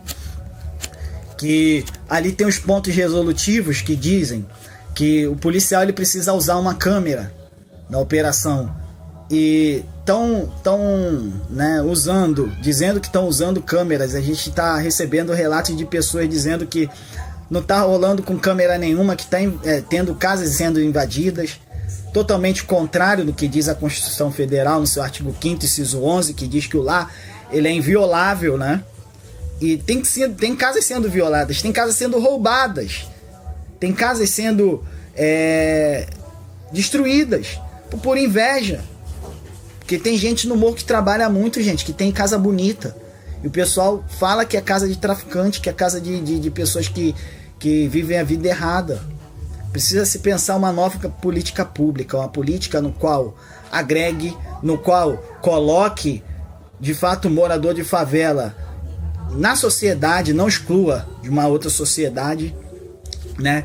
E que traga oportunidades de emprego, traga oportunidades para a gente estar entrando no mercado e mostrar que esse mercado hoje, que apesar de ainda não ser legal, ele já está ocorrendo, e quem está fazendo lucro disso são os brancos, enquanto os pretos estão morrendo, enquanto os pretos estão sendo presos, tá? Essa é a contribuição que eu trago para vocês. Espero que vocês gostaram, e um grande abraço, tá, gente? Muito obrigado aí pela oportunidade. Boa noite a todas e a todos. Meu nome é Natália Ferreira, eu sou advogada, pós-graduada em gestão de projetos sociais. Eu faço parte da Rede Reforma, atuando nesse momento na sua diretoria. Eu também sou fundadora da INDICA, Instituto de Desenvolvimento e Inclusão Canábica, que é uma associação voltada para pacientes que utilizam cannabis como ferramenta terapêutica. Eu também faço parte da Comissão de Minorias da subseção da OAB de Ilhéus, aqui na Bahia. E hoje, nessa aula, eu vou falar um pouco sobre habeas corpus, o que é e como funciona o habeas corpus para cultivo. E o habeas corpus é um remédio constitucional que visa proteger a liberdade do indivíduo. Então, ele pode ser repressivo, quando a pessoa já estiver privada da liberdade, ou preventivo, quando essa liberdade estiver sendo ameaçada. Então, nesse caso do cultivo doméstico, a gente vai utilizar o habeas corpus preventivo. Então, por que ele funciona, né, tem funcionado tão bem, tem sido tão aceito nos tribunais, né, pelo país? Porque foi, diferentemente, né, do que muitos acreditam, que se trata de uma autorização prévia. Muitos pacientes chegam, eu gostaria de começar a cultivar, eu quero entrar com habeas corpus, porque eu tenho medo e quero iniciar o cultivo. A gente explica que não é o caso, né, do habeas corpus. Não é uma autorização prévia, é uma autorização na esfera civil. É um habeas corpus, né, na esfera criminal. É dizer para o juiz que o paciente está ali realizando uma conduta que, em tese, ela é, né, considerada crime, que é o cultivar, produzir, né, drogas para ali consumo próprio. Então, assim, é um possível crime que o paciente estaria incorrendo. Então, por isso que funciona muito bem. A gente vai ali mostrar para o juiz, com todos os dados do paciente, com todo o histórico médico, com ele informando o juiz que ele, na verdade, ao invés de estar cometendo um crime, ele está apenas cultivando maconha para cuidar da própria saúde. E, por isso, ele não deve ser criminalizado, e a gente vai pedir, né, que as autoridades policiais, né, se abstenham de atentar contra a liberdade do paciente. Então, nesse caso, o que se vai buscar é o reconhecimento do juiz ali que não existe crime no caso concreto que o paciente está cultivando maconha para produzir seu próprio remédio. Importante ressaltar também que o habeas corpus, né, o processo do habeas corpus, ele não cabe uma instrução probatória ao longo do processo, né? Então é um processo rápido, que ele tem que ter a prova toda pré-constituída. Então, antes da gente entrar, o trabalho maior, né, do paciente ali com o advogado, com o médico, com o acompanhamento médico, é fazer essa reunião de toda a documentação necessária para poder dar entrada. Porque quando dá entrada, já tem que estar o processo todo redondo, tanto a petição inicial, quanto a documentação, os relatórios médicos e tudo mais. Tem que estar já tudo ali. Eventualmente, acontece a necessidade do juiz entender que é necessário juntar um laudo de um profissional, por exemplo, para dizer a quantidade de plantas, né? Que inicialmente, a gente não gosta de juntar esse documento já no momento inicial, né? Porque isso acaba encarecendo e dificultando ainda mais a vida dos pacientes, de ter que ter mais esse documento para apresentar quando for dar entrada no habeas corpus. Mas acontece em alguns estados, alguns locais, que o entendimento já tem sido esse. Então, assim, quando não tem, eventualmente, já aconteceu, né, no meu caso, na minha advocacia privada, tipo, do juiz negar o habeas corpus porque estaria faltando esse laudo. Então, eu fiz um pedido de reconsideração, juntei o laudo, né, a gente fez com urgência, que o juiz teria uma segurança. Então, ele reconsiderou e já deu a decisão, né, positiva. Então, mas é necessário, né, que o paciente e o advogado estejam ali já com toda essa documentação em ordem na hora de entrar com habeas corpus. Então, assim, é necessário estar cultivando, sim, tá? Porque se não há cultivo, não há ameaça de liberdade, né? Que se a pessoa só pensar, planejar em cultivar, isso não pode ser considerado um crime. Mas estar cultivando, sim, pode ser considerado crime, né? No momento que tem um vizinho, que tem uma denúncia, que tem alguma coisa. Então, por isso, o paciente corre, né, tanto medo, isso normalmente aumenta a ansiedade do paciente. Isso sempre é relatado para nós, assim, como advogados, né, que o cultivo em si, estar ali na clandestinidade, deixa o paciente ainda mais ansioso, né, e aumentando, né, seu grau ali de ansiedade mesmo diante desse quadro. Então, por isso que o habeas corpus é um processo que é rápido. Ele é relativamente rápido. Então, eu já tive habeas corpus que o juiz deu a liminar em menos de uma semana, né? e outros demorou um pouco mais, porque o juiz não tinha tanto conhecimento ali naquele tipo de processo, mas é um processo relativamente rápido. Então, acerca de documentação, o que é necessário para o habeas corpus, né, para poder dar entrada no habeas corpus? Documentação básica, assim. Os documentos pessoais, claro, né, RG, comprovante de residência e tudo mais. Mas, assim, o documento médico, né? Então, assim, o paciente tem uma vida, uma questão de saúde, onde ele tem documentação de exames, receitas, cirurgia que foi feita, né?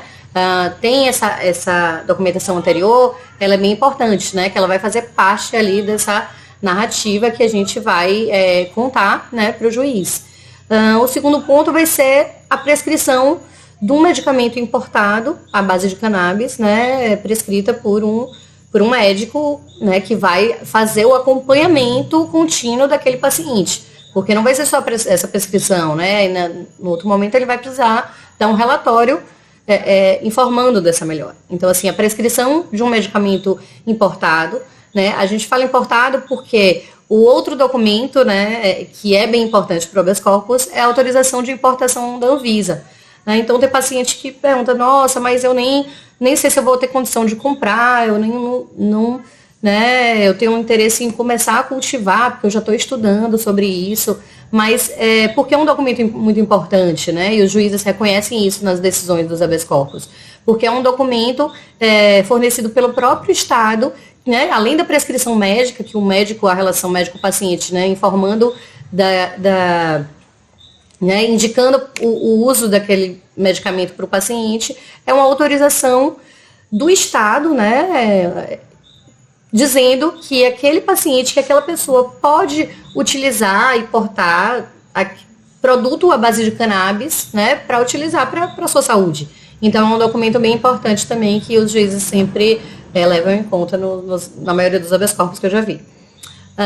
Outra coisa importante são os orçamentos, né, médicos, porque a gente sabe que, apesar de ter muitas empresas já pelo mundo inteiro, a gente sabe que os valores ainda são caros, né, e as formas de importação, a burocracia, então a gente sempre pede os orçamentos também dos produtos e junta ali, dizendo que, normalmente, né, a gente às vezes tem umas outras teses que a gente utiliza também, além da questão do próprio valor do medicamento. Outro documentos importantes também são certificados de curso de cultivo e extração. Não é um documento essencial, assim, mas é algo muito recomendável, porque a gente já viu, eu vejo também os juízes questionando a capacidade técnica ali do paciente de saber cultivar e extrair. Então, assim, já vi juízes questionando isso. Então, os últimos habeas corpus, eu faço questão que os pacientes façam cursos, né, melhorem ali as suas técnicas, né, vão aprimorando ali e demonstrando, né, dentro do processo através de certificados desses cursos. E o outro documento, né, também se o paciente fizer parte de associação de pacientes, também a gente pede para o paciente que tenha uma declaração da associação, né, dizendo que o paciente faz parte dali, então tem trocas, tem estudo e tudo mais. Então a gente junta também, caso tenha, mas não é algo essencial, assim, tá? Outro documento, que é o mais importante, assim, de todos, é um relatório médico, né? A gente chama assim de laudo observacional, mas o médico pode falar ali da maneira que ele quiser, né? Um laudo, um relatório médico, que vai ser ele informando de como foi essa melhora do paciente, né? Como foi esse histórico. Então, assim, a gente fala que quanto melhor tiver, né? Se o médico puder fazer um laudo bem detalhado, falando do histórico do paciente, né, o que ele tinha, quais medicamentos já foram utilizados, cirurgias que foram feitas, medicamentos que foram utilizados, prescritos e efeitos colaterais que o paciente narrou. Então, assim, esse histórico prévio. E a partir de quando foi prescrito o óleo importado, o paciente não teve condição de adquirir, iniciou o cultivo, né, por conta própria. e a partir de então ele vem apresentando uma melhora no quadro dele de saúde, e que era uma melhora esperada com o óleo inicialmente prescrito pelo médico. Então, assim, se o paciente está tendo a melhora esperada por aquele medicamento importado, com o uso, né, do óleo artesanal, do remédio produzido pelo próprio paciente, né? Então, assim, é um documento bem importante o médico relatar e atestar isso, né? Dizer dessa melhora do paciente e a necessidade de continuidade do tratamento como tem sido feito. Tá? Outra coisa bem importante é um relato pessoal do paciente ou de um familiar, né? Se for criança, se for um adolescente, se for dependendo, né? Ou, enfim, um pai, uma mãe, um filho que veja ali o sofrimento, né, do seu ente familiar e aí também faça um relatório. Então, é sempre um documento bem importante, né, que ajuda o juiz a entender aquele caso com um olhar, né, mais empático também, falando quando o paciente vai contar da sua própria história de saúde. E um documento, né, que eu utilizo também, que vem ajudado muito, apesar das últimas decisões positivas, né, no STJ, nas 2 turmas e agora na 3ª sessão, agora recentemente.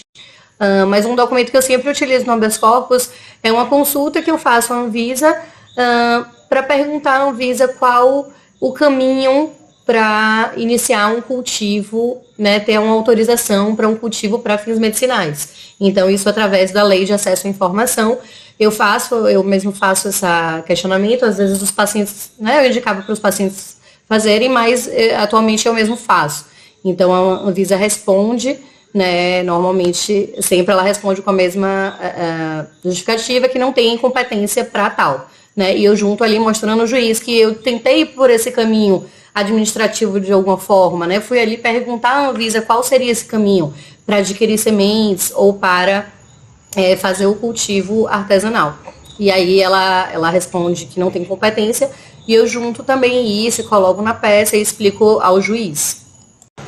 Então, apesar, né, desse remédio constitucional, desse habeas corpus, não precisar ser feito necessariamente por um advogado, né, pode ser feito por qualquer pessoa, pode ser feito por uma pessoa dentro da própria prisão, num pedaço, num guardanapo, né, num papel higiênico, no que for, que a gente fala isso muito dentro da faculdade, não há essa necessidade, é altamente recomendável, pelo menos que tenham indicações, né, a própria Defensoria Pública, coletivos, né, de advogados, então, assim, que indiquem, consigam atender, né, o paciente da melhor forma por conta desse risco, né, porque apesar de ser algo que tem sido bem reconhecido pela justiça brasileira, de fato, é algo muito delicado, né, o paciente falando ali para o juiz que ele cultiva cannabis e consome, né, o seu remédio e aquilo ali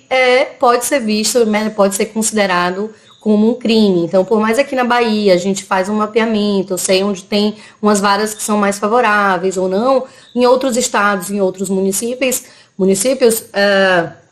os juízes são muito mais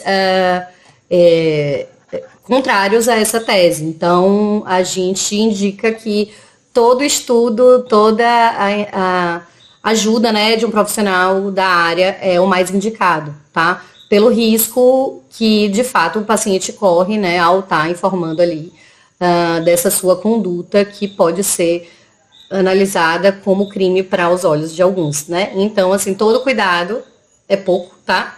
Nesses casos, porque o paciente fica muito exposto mesmo. Então, mas nós na Rede Reforma, e enquanto advogados também particulares, estamos aí para esclarecer quaisquer dúvidas. Nos outros módulos também do curso da Unifesp, também tem muita informação sobre o habeas corpus. A Alana aqui nesse curso vai falar mais aprofundadamente sobre a tese do habeas corpus, né, que a gente utiliza dentro da peça. E é isso. Eu agradeço a todas e a todos, a MUVRECAM e a Unifesp. Boa noite.